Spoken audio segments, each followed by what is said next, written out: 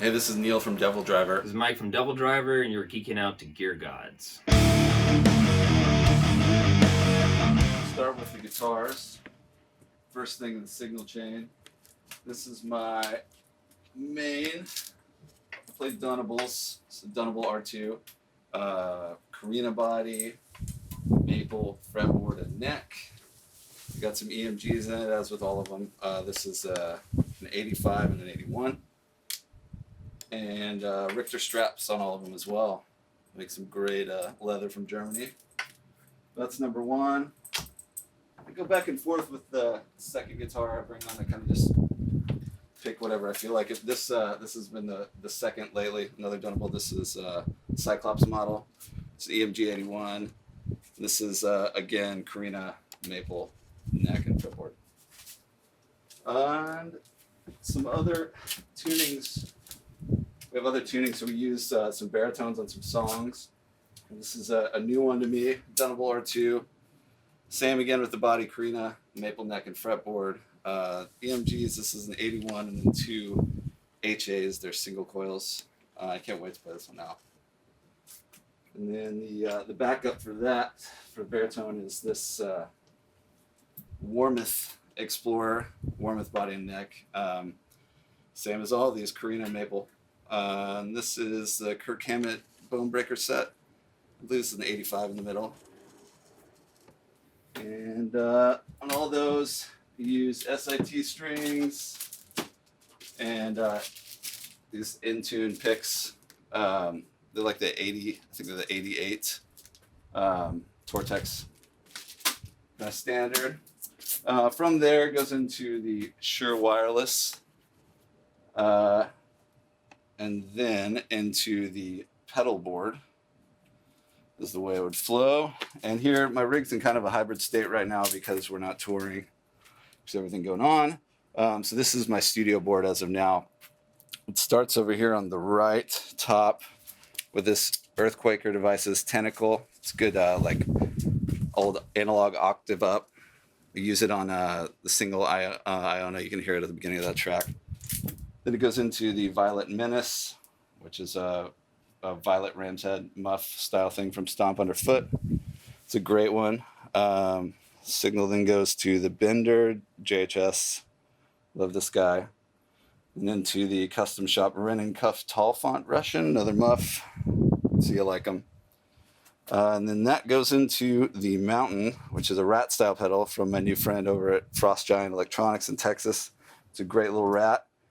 And then the last thing before it goes back to the amp is this TrueFi Color Driver, perhaps the loudest pedal I've ever owned. A great boost. That goes back into the amp, and then in the effects loop is this left side. It starts with the Strymon Volante, which is my new favorite delay. Then it zooms over to this Add an Echo from Cattle and Bread. I mainly use this as a modulation more than the actual delay, but it's great for kind of background modulation. That goes into the New Instruments Microvent.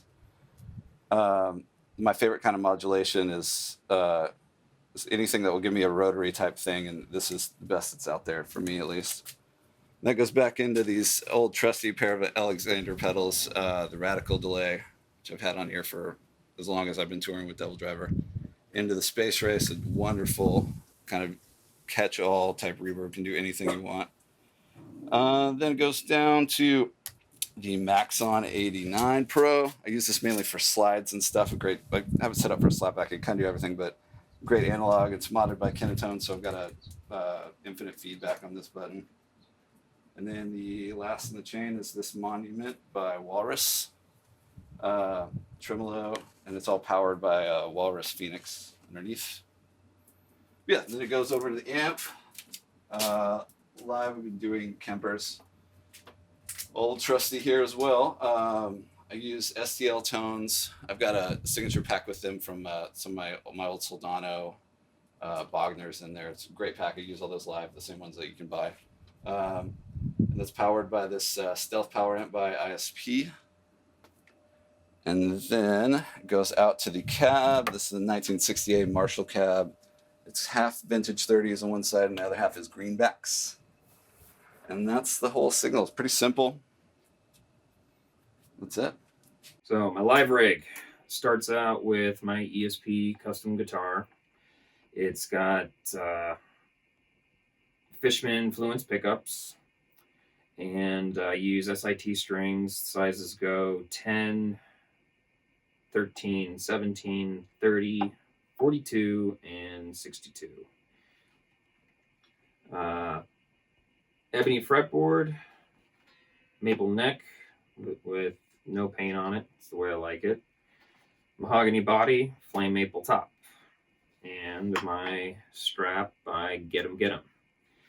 From there, actually, this one is in drop C, and this one is in D standard. I use this for Clouds Over California mostly.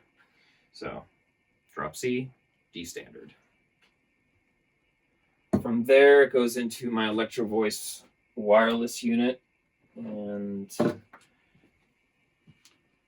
this is my Electro Voice. I've had this thing for probably 10 years and never changed it out. It's a really good unit. And my Axe-Fx is usually housed in here, but we got a pandemic going on, and I'm not planning on going out on tour anytime soon, so it's living in here. And this will probably be the last time I use this exact rig, because by the time we start touring again, I plan on having an Axe-Fx 3, but don't have that quite yet. Okay, from there, we've got my pedal board, and it consists of 3 expression pedals and the MFC 101. And this is my volume. This is a wah with the toe down, turns it on, turns it off.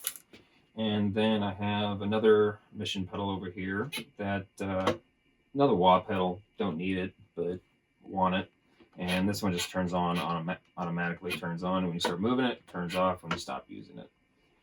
And it will I usually use a power amp, a Matrix power amp in my rig as well to power a speaker cabinet.